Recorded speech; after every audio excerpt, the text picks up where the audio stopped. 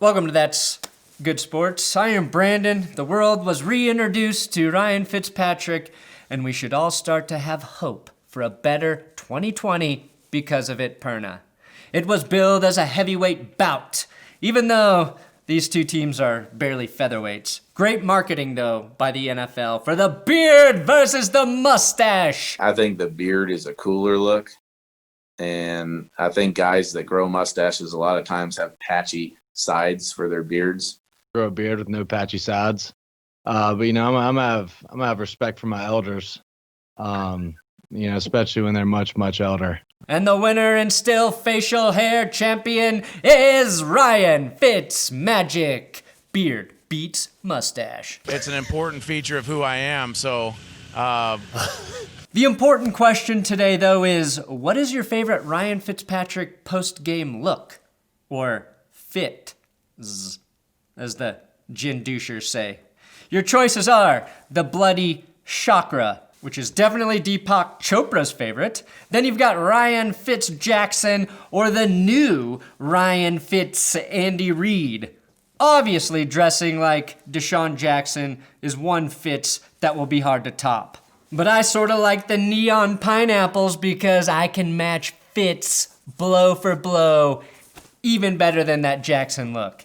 And I think he insinuated he was going to go home and make passionate love to his wife in the tropical neon. For all the ladies out there, I'm taken. I'm sorry. And for my wife, get the kids to bed. It's getting late. With 7 kids already, he's really chasing down that Phillip Rivers record. Today, I will give you my big takeaways from Jags Dolphins, show you that terrible ejection from the game, and end with some of my power rankings for the team so far. Overrated, underrated, perfectly rated. Whew, that's good. Sports.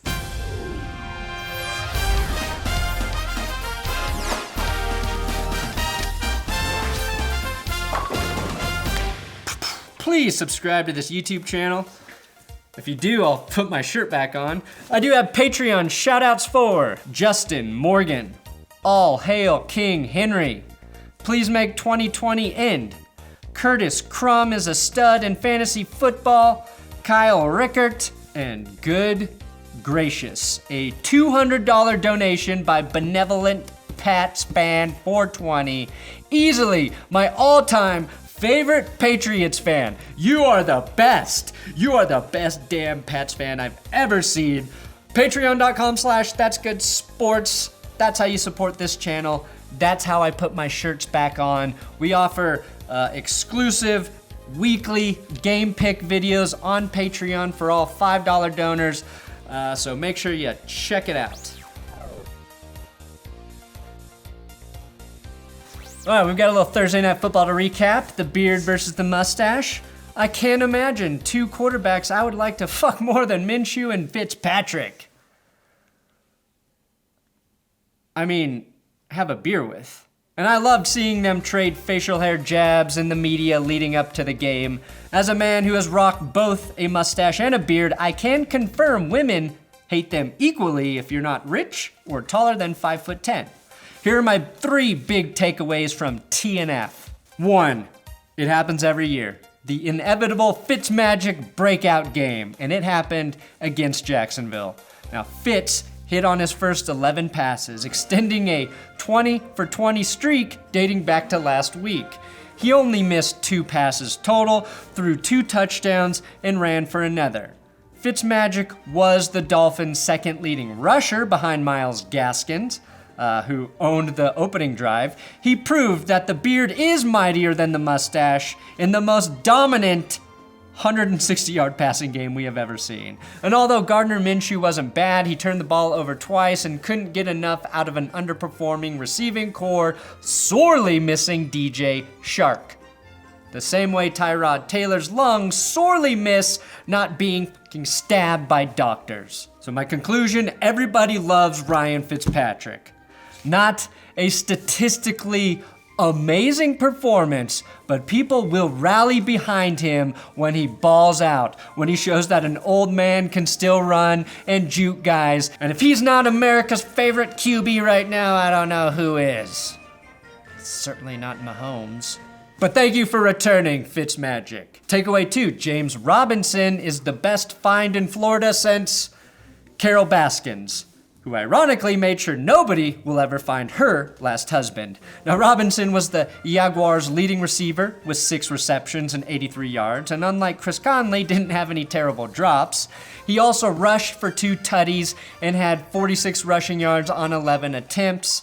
Once the Jags get DJ Chark back and Chenault continues to develop, I think they have a very exciting and very young offensive core to build around. After 3 games, James Robinson's only weakness might be pass protection. To be fair to Robinson, the NFL should not allow trucks on the field. How can he stop that? And my third big takeaway is that even at less than 100%, Devontae Parker is the most dangerous weapon in Miami. You can tell that hamstring is bothering him, and he's still the best option in the passing game. And I think Mike Gesicki is a top 5 tight end. Once he gets back up to 100%, he and Gesicki could be one of the best duos or most underrated duos in the league. Those two, with FitzMagic, may keep Tua off the field for quite a bit. But I still don't think the Dolphins are better than any of the good teams in the NFL. This was just 1 win against the Jags. They play Seattle next week, so we shall find out very soon if I am right. Now, we did have an old-fashioned ejection from the game, a classic screw job by the refs.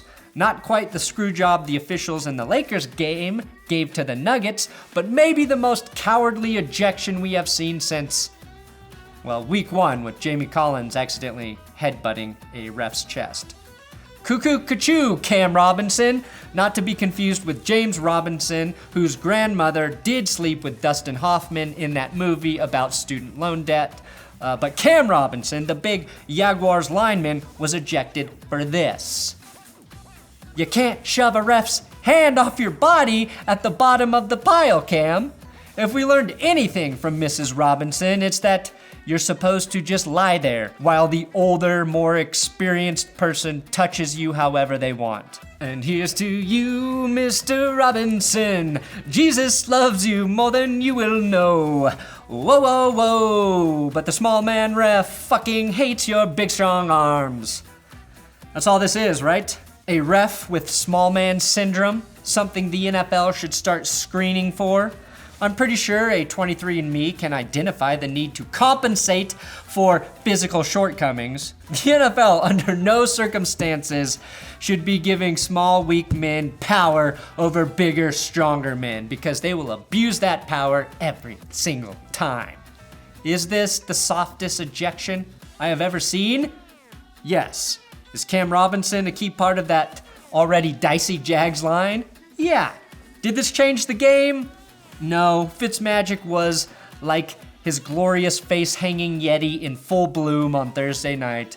Maybe it was all the white of the Dolphins' uniforms, but seeing Fitz bulldoze his way into the end zone made me believe in angels. I really wanted to be touched by an angel, and Cam didn't want to be touched by a ref.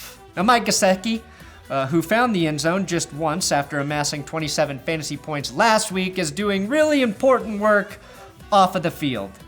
We got to acknowledge when players do great things off the field. Here he is, throwing and catching footballs over his house. To that, all I have to say is, dude, perfect. Dude, perfect. Do you want to collab? No? Okay, here's some NFL news. Everyone should be reminded that Darius Leonard still really, really good. I feel like he hasn't been mentioned for a while, but his 300 tackles and 30 career games is more than any player since at least 1987, according to Field Yates on Twitter. Plus, he has 7 picks. That's more than any other linebacker since coming into the league. And he has 12 sacks. His rookie season garnered him a lot of attention, but he had 5 picks in 2019 and missed 4 games early in the year. The dude is probably the best linebacker in the NFL, and I feel like nobody really mentions it. So Darius Leonard, I see you. Josh Allen has been named AFC Offensive Player of the Week. The Bills' gunslinger and human hurdler now joins Thurman Thomas and Jim Kelly as the only players in team history to earn Offensive Player of the Week honors 3 times. Now let's see if Josh Allen can lead the Bills to 4 straight Super Bowl losses, so he can join proper Bills folklore. Colin Cowherd caught heat this week for suggesting that Carson Wentz is playing poorly because of his backwards hat? Colin Cowherd makes $6 million a year to determine backwards hats don't lead to success. Oh, Bank of America CEO. It's a pleasure to meet you, sir. Thank you. My name is Carson Wentz. Thank you. Or, hey, so me and the boys had beers last week. The quarterback. What we got here? Bank of America. I've never been to a bank. Try telling that to Jonathan Taylor Thomas, Dunstan, who cashed checks after checking in, or the Fresh Prince. So get your stats straight, Colin. Backwards hats lead to success. Now, if I'm being honest in my evaluation of Colin Cowherd, his impression of Jim Brewer doing Joe Pesci is not bad. Hey, the quarterback. I'm Joe Pesci. And now we have my NFL overrated, underrated, perfectly rated power rankings segment. The Las Vegas Raiders, I think a tad overrated. Now, I will admit they are playing better football than I expected, but in the AFC, I think they are the least threatening 2-0 team. The New Orleans Saints, overrated. For all of the talk about their defense, they gave up 34 points to my slightly overrated Raiders in primetime. Arizona Cardinals, properly rated. They look much improved, but keep in mind, they did just play the Washingtons last week, and they will become overrated over the course of the next 3 weeks as they face the Lions, Panthers, and Jets. If they lose any of those games, I will be shocked. The New York Jets, overrated. As bad as people think they are, they're actually even worse. I can't wait for the Thursday night showdown between the piss-poor Jets and my injury-plagued Broncos. I might be the only one excited for that game. 49ers and Broncos, too injured to be rated. You could argue the Jets are pretty injured, but they're just that bad. The Broncos and 49ers are like a seismograph chart, with the needle going all over the place. I will say, even with the injuries, the Broncos' offense has been overrated. Only 2 teams have scored fewer points than them through 2 weeks. The Jets and the Giants. Fucking gross, Broncos. The entire NFC South, properly rated. Started the season overrated. We thought this could be the best division in football before the season started. Turns out it's the NFC West right now, but everyone is shitting on the Falcons after they forgot what an onside kick was. Plus, they're giving up a league-high 39 points per game. The Panthers are bad. The Saints, after losing on Monday Night Football, are being ridiculed as everyone assumes Drew Brees is washed. He may be, and nobody is saying glowing things about the Buccaneers after 2 games because even in a win, they didn't look like a top-tier team. So right now, they are properly rated by the media. The Bears, properly rated. Everyone knows they are lucky to be 2-0, and not even Bears fans think that winning will sustain. The Bengals, overrated. I'm guilty of this. I picked them to win this weekend against an equally bad Eagles team, and it's only because we all love Joe Burrow. He looks like he could be great, but that offensive line is atrocious. They can't protect, they can't run the ball, and the defense is a middle-of-the-road unit right now. So the Bengals, people keep thinking they're gonna win, and they keep not. Finally, underrated, the Ravens. Anyone who thinks the Chiefs are a better team through 2 weeks are wrong. Baltimore is allowing a league low 11 points per game. That's 6.5 points better than the Cardinals. Yes, Baltimore has only faced the Browns and the Texans, and now they do get the Chiefs on Monday night. But my bold prediction is the Ravens look much better than Kansas City, and everyone will witness that in prime time. Ravens, fewest points allowed and 3rd most points scored. A delicious recipe for success. And make sure you check out the Tyrod Taylor video. It's up on the screen right now, and if you click it, you just get a solid medical analysis by me about shitty doctors, which is why you subscribed here.